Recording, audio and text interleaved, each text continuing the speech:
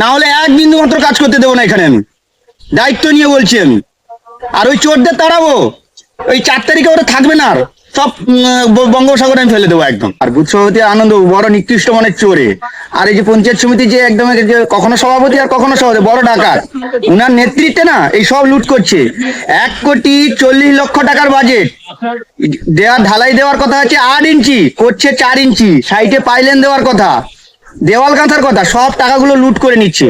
পথশ্রী প্রকল্পে দুর্নীতির অভিযোগ, ঢালাইয়ে ফাটল দেখে কাজ বন্ধ করে দিলেন গ্রামবাসীরা। কোটি টাকার সরকারি প্রকল্পে ব্যাপক দুর্নীতির অভিযোগ উঠল গঙ্গাসাগর গ্রাম পঞ্চায়েত এলাকায়।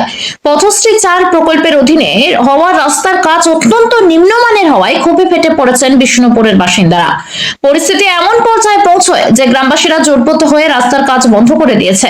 গঙ্গাসাগর গ্রাম পঞ্চায়েতের নিরঞ্জন পল্লী উন্নয়ন সংস্থা ক্লাব থেকে রাজু সাহুর বাড়ি পর্যন্ত 2 কিলোমিটার 290 মিটার ঢালাই রাস্তা নির্মাণের কাজ শুরু হয়েছে, যার জন্য সরকারি বরাদ্দ ধরা হয়েছে 1,34,03,899 টাকা। কিন্তু কাজ চলাকালীন এলাকার সাধারণ মানুষ লক্ষ্য করেন ঢালাই করার মাত্র 5 থেকে 7 ঘন্টার মধ্যে রাস্তার বিভিন্ন জায়গায় বড় বড় ফাটল দেখা দিচ্ছে। এলাকাবাসীদের অভিযোগ, কাজের গুণমান নিয়ে শুরু থেকেই নয়ছয় করা হয়েছে। শিডিউল অনুযায়ী যেখানে রাস্তার বেধ বা পুরুত্ব 6 ইঞ্চি হওয়ার কথা, সেখানে ঠিকাদার সংস্থা মাত্র 4 ইঞ্চি ঢালাই দিচ্ছে।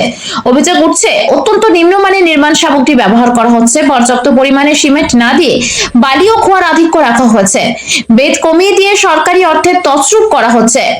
দীর্ঘদিন প্রতীক্ষিত এই রাস্তার এমন বেহাল দশা দেখে ক্ষোভে পড়ছেন গ্রামবাসীরা। তাদের সাফ কথা, সরকারি টাকার অপচয় করে এই ধরনের নিম্নমানের কাজ তারা মেনে নেবেন না। কাজের মান সংশোধন না হওয়া পর্যন্ত তারা কাজ এগোতে দেবেন না বলে জানিয়েছেন। বর্তমানে রাস্তার কাজ সম্পূর্ণ বন্ধ। গ্রামবাসীদের দাবি, যথাযথ সরকারি নজরদারিতে শিডিউল মেনে গুণগত বজায় রেখেই যেন নতুন করে রাস্তাটি করা হয়।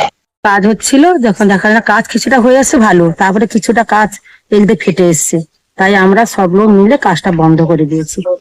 কারণ হচ্ছে আমরা চাইবো রাস্তাটা ভালো হোক, সবাই মিলে একটু মিটমাট করে যেন কাজটা যাতে চালু হয়, এটাই আমরা চাই। কাজ এসছে, কাজ হবে, কাজের মতো কাজ হলে কেউ বন্ধ করবে না, এই হচ্ছে ব্যাপার। এই বর্তমান এই কাজটা কিরকম হবে সেটা একটা পাড়ায় বসে আলোচনা করে এই কাজটা করার দরকার আছে।